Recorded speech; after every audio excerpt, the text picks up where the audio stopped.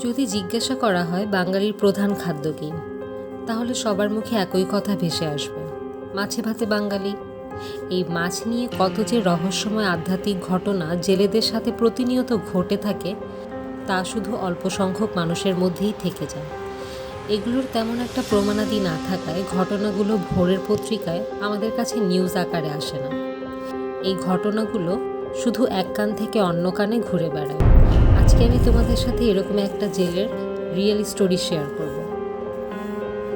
প্রতিদিনের মতোই তিনি রাতের বেলায় মাছ ধরতে গেলেন।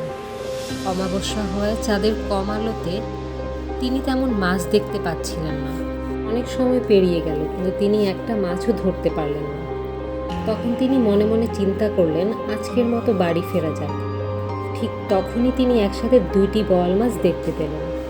মাছটির দিকে টেটা ছুঁড়ে মারলেন এবং ছোট বোয়াল মাছটি আটকা পড়ার সাথে সাথে বিকট আর্তনাদার চিৎকারের শব্দ তার কানে আসে।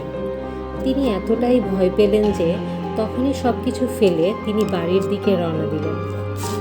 বাড়ি ফেরার পর তিনি হঠাৎ করেই প্রচণ্ড জ্বরে আক্রান্ত হলেন এবং কিছুক্ষণ পর পর তার কানে একটি বাক্য ভেসে আসতে থাকল। কিরে, মাছ লাগবে না তোর? মাছগুলো ফেলে আসলি কেন? জবাব দে। কথাগুলো শুনে তিনি সাথে সাথে নিজের স্ত্রীর সাথে পুরো ঘটনাটি শেয়ার করলেন।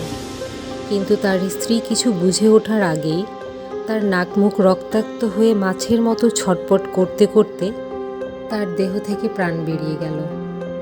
পরবর্তীতে গ্রামের মসজিদের ইমামের মাধ্যমে জানা যায়, টেটায় আটকা পড়া মাছটি ছিল অল্প বয়সী জিন, আর সেই জিনের বাবা জেলেটিকে হত্যা করে প্রতিশোধ নিয়েছে।